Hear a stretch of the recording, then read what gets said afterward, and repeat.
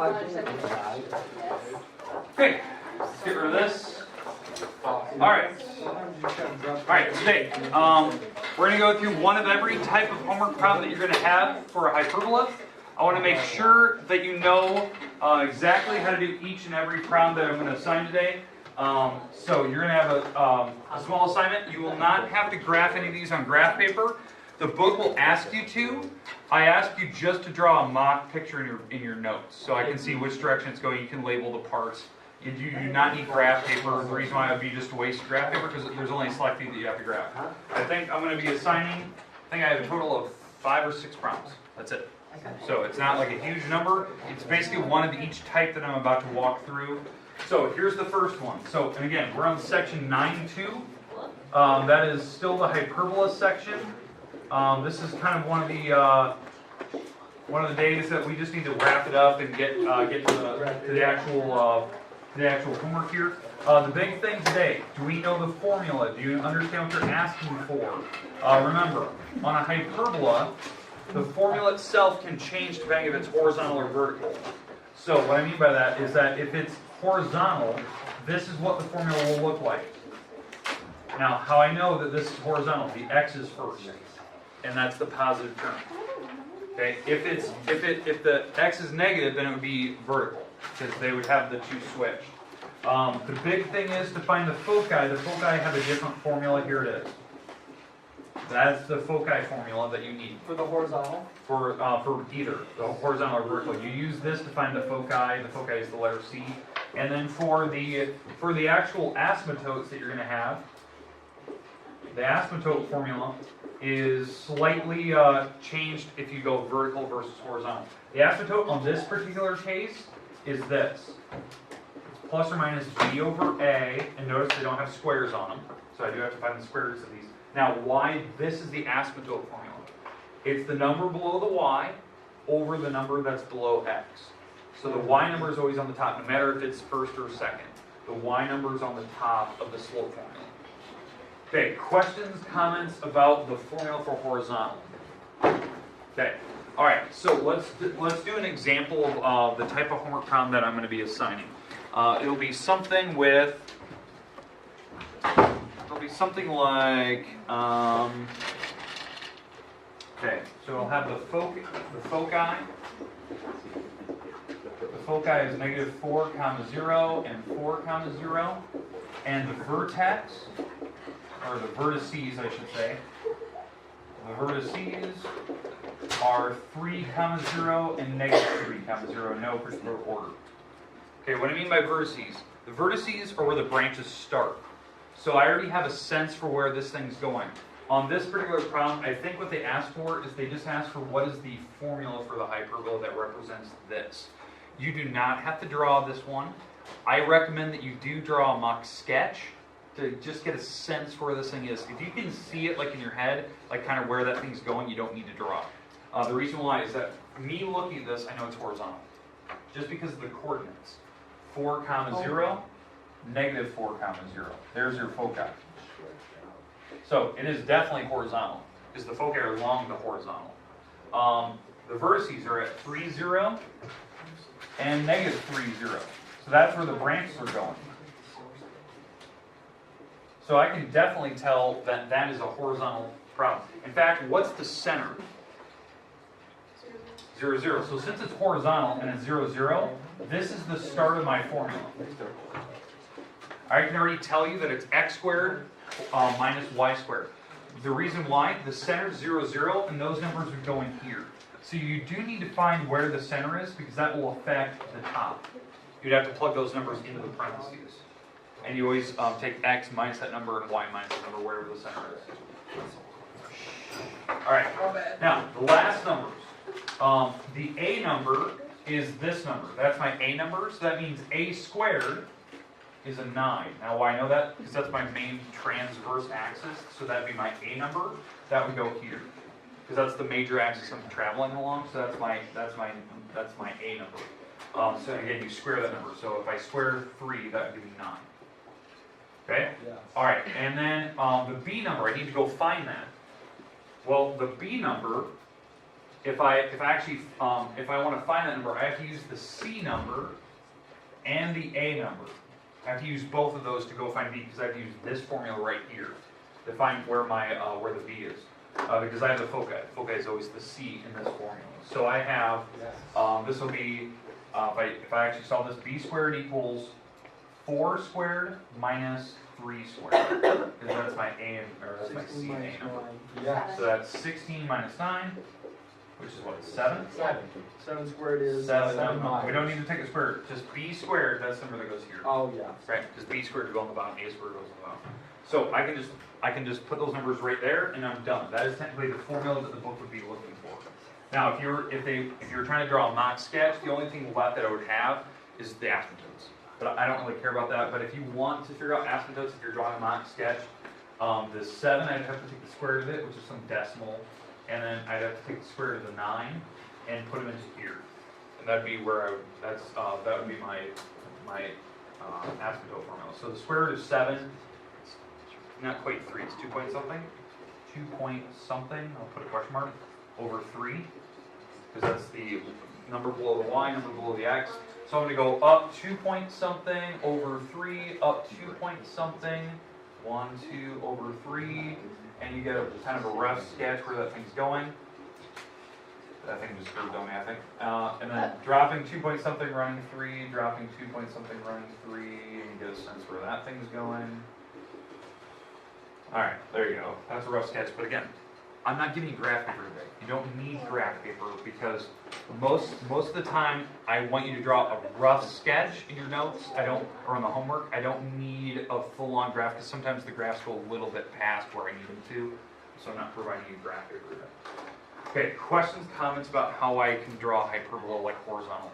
But again, this is the start of the problem. They gave me the vertices and the foci, and I had to go find what the formula was. So I had to know which one's A, which one's C. Okay, questions, comments about how I set that problem up. Okay, let's do a second type of problem today. So second type of problem, they're going to give me a formula, and they're going to want to know all the parts to it. They're going to want to know what the center is. Where is my vertices? Where is the foci located? What is the asymptote? That's what they want on the second one. But are we good on the first one? Yep. Okay, now the second problem I'm going to pick, I'm going to do a vertical one, so we get a sense for this. Okay, so let's do a vertical problem. So I'm going to switch up the formula here. So you can see the vertical one now. All right.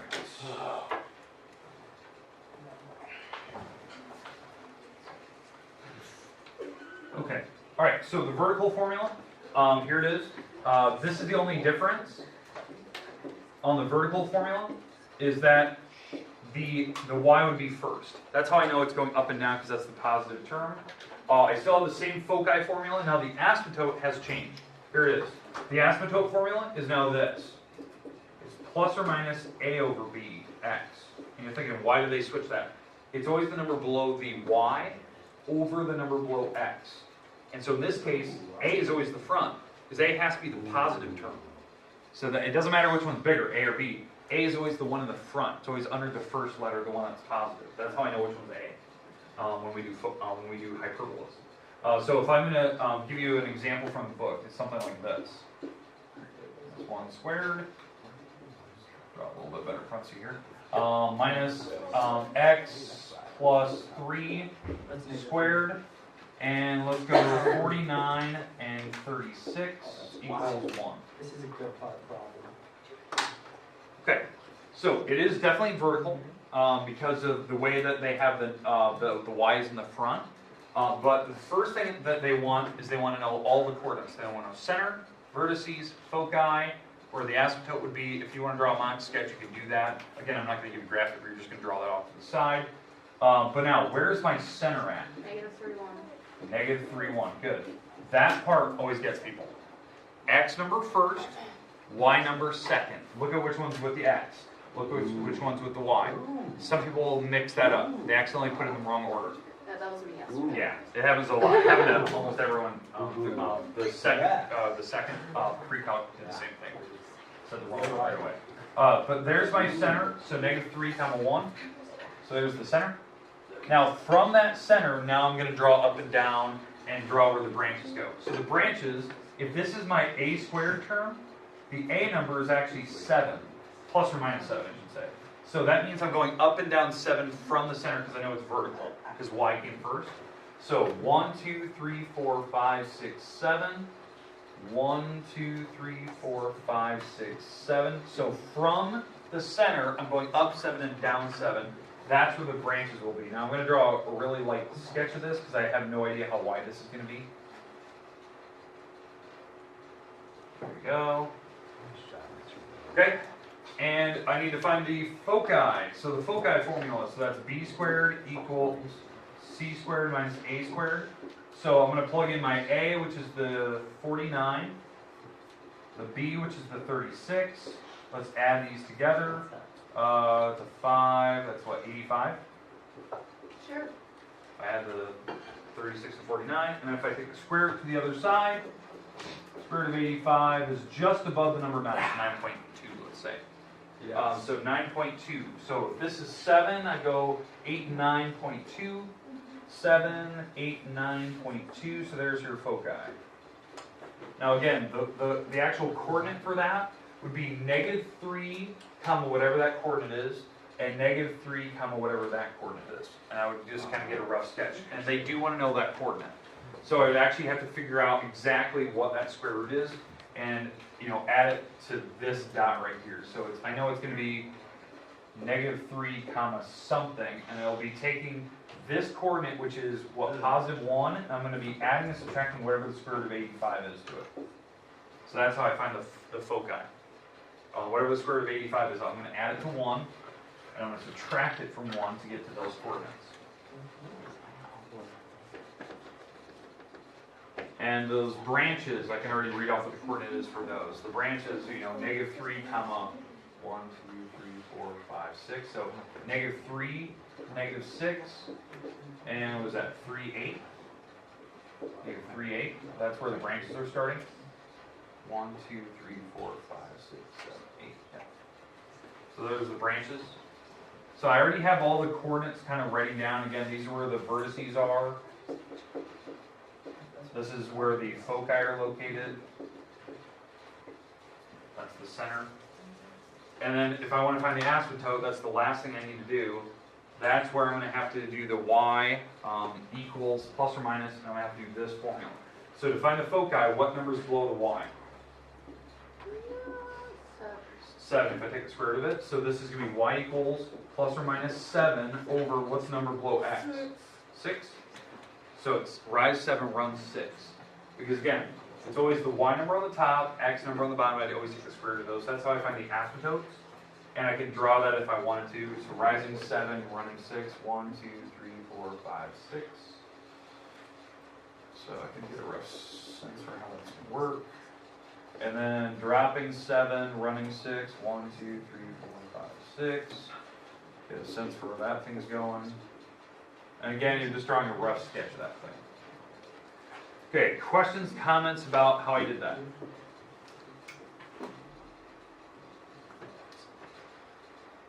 Okay, on that problem, this is the second type of homework I'm going to give you.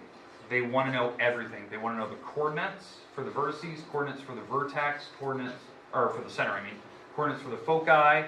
Give me the asymptote formula. If it says rough sketch, that's kind of a rough sketch. You don't need a graph paper, just kind of label what they're going to be. As long as you're showing me it's vertical, I'm pretty much cool with that. I don't even care if your branches are somewhat accurate. Mine are definitely not. How I know about the branches themselves, the further the foci are away from the vertex, like the further this distance is, the more wide the actual hyperbola gets. It's just how it works, so it gets really, really wide the further the foci are located. And that foci is actually really far away from that vertex, or the vertices. That was 2 and point something away from each one. So that was quite far.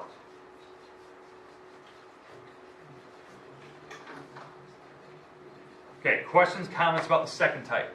Yes? I just have a question. Yeah. You keep saying mock sketch. Are we supposed to draw one or not? If it says graph, draw mock sketch. Right. Most problems do not. That's why I'm not giving you graph. I think there's only 1 or 2 that do. Okay. Questions? That was good. Okay, last round of the day. Last one. Get rid of your formula here because I don't know which one we're going to have. So I'll put it up here when you need it. We got a quick on about. We're just having a good time. Yeah, you guys have no together.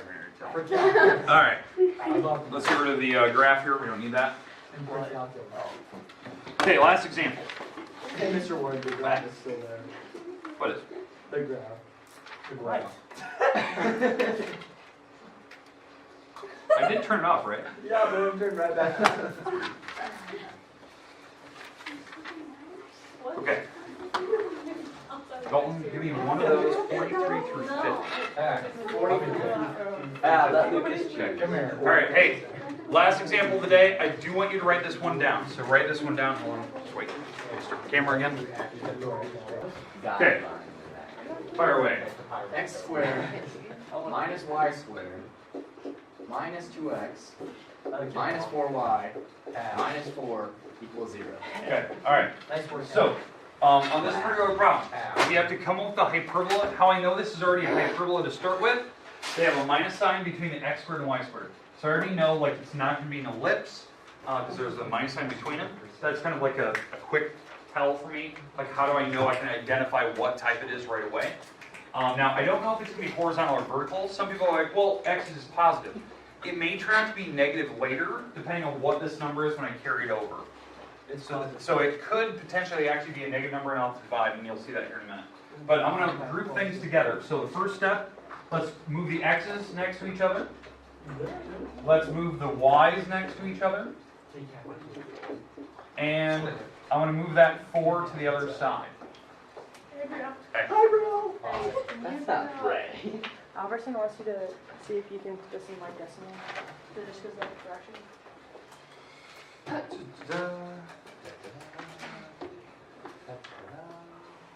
What did I say? Epic failure. That was for Miley. Hi, Brielle.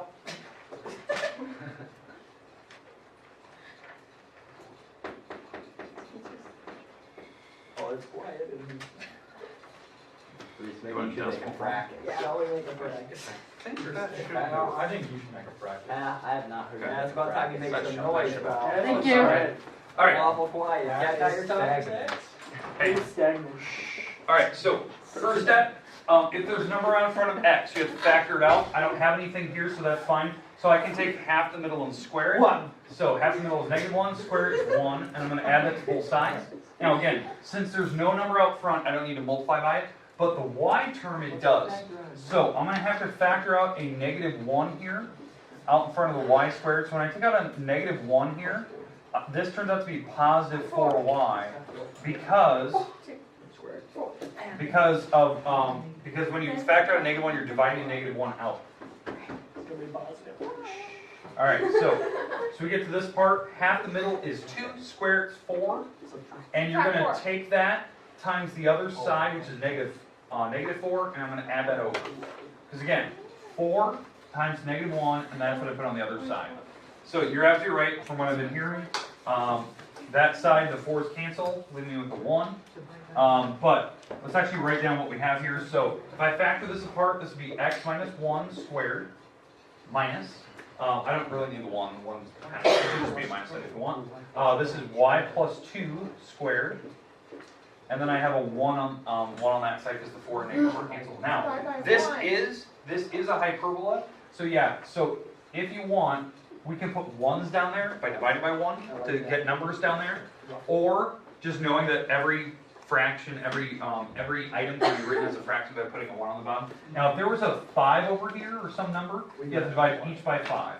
Oh, really? The one thing I'm worried about is if there's numbers on the top. If there's numbers on the top and the bottom, you have to divide them. Because I need to get a 1 up here and a 1 here. A 1. I need a 1 on the top. I don't care about the bottom. I care about a 1 on the top. On the top. So, now, on that particular problem, it does have a center. The center on this particular graph is 1, -2. 1, -2. So that is my center. That's a good comma. Thank you. That's a All right. really good comma. So there's my center. It is going horizontal for me. So the actual vertices are going to be from the center here. They're going to be 1 away. This is my a squared term. So a is a 1 because a is always the front number. So A is 1, so I'm going 1 away from this spot horizontally. So the vertices will be at 0, -2, and 2, -2. Now how I know that, where the vertices are going to be, if I draw a mock sketch of where this thing's going, at 1, -2, that's where the center is, but I have to move both directions 1 away to find where the vertices are. So that's why I knew what the coordinates are going to be, 0, -2, and 2, -2. So this is where the branches are going to be, and it is horizontal. The foci, they're going to be even further away from that. The foci, I have to do the b squared equals c squared minus a squared. The a squared is a 1. The b squared is a 1. So if I move that over, that's a 2. And I have to take the square root of that. So the square root of 2 is about 1.4-ish. So I'm going to go 1.4 this way and 1.4 this way. And again, how you find that horizontally, you add that number, that root 2, you add it to the horizontal on the center. No, square root of 2 is it's 1.4. Okay, no, never mind, yep. Okay, Yep. all right. So now, here's the thing. Knowing which one to add that C number to, if it's horizontal, you add it to the X on the center. If it's vertical, you add it to the Y number on the center. So that's how I'm getting. Again, you can just type it as a decimal, write down what your foci are. But this is the foci if I actually write down the exact answer. But most people will probably give me the decimal approximations. It's fine. But there's your foci, and then the last thing, the asymptotes. It's going to be plus or minus 1/1x. And the reason why, you take the square root of the b number, square root of the a number, and you put them on top. Y number has to go on the top, x number goes on the bottom, they just happen to be 1s. And so so it's going up 1/1. So that's kind of what we're looking at. We're looking at something like this. Or 2 over 2 would also. Okay, but there you go. That's a rough sketch. But I believe all it asks for is vertices, center, foci, and asymptote. So it's asking for like the parts, but without graphs, it's kind of hard to see that. Okay, here's your homework today. Homework today. Or do you have another fish? No, I got a bowl already. Yeah? So dump them in the bowl. So why does How about pour all that water into the other bowl? That would be a what's your coffee problem. cup for? This is cable. Oh. He's gonna tell us. All right. man. It's his So, cake. all right, here we go. Homework, page. Shouldn't actually furniture homeschool. So, page 897. It's numbers 6, 11, 36, 38, 45, and 46. Now, you do not need graph paper. If it asks you to graph in the directions, just draw a mock sketch of it. Real rough sketch. You're labeling parts on your rough sketch.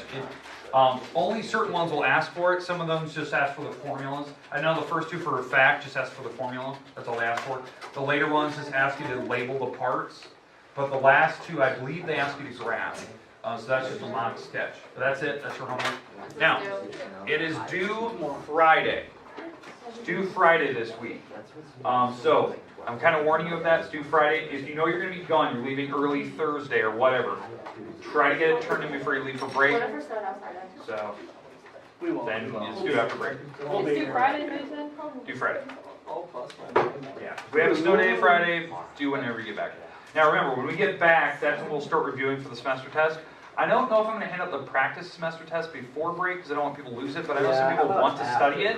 What I might do is I might just add it to the website, just so if you want, you can look at it, but if you don't, I'm not wasting paper and people won't lose it over break. Because I know that does happen. Because we're not going to review it until we get back anyways.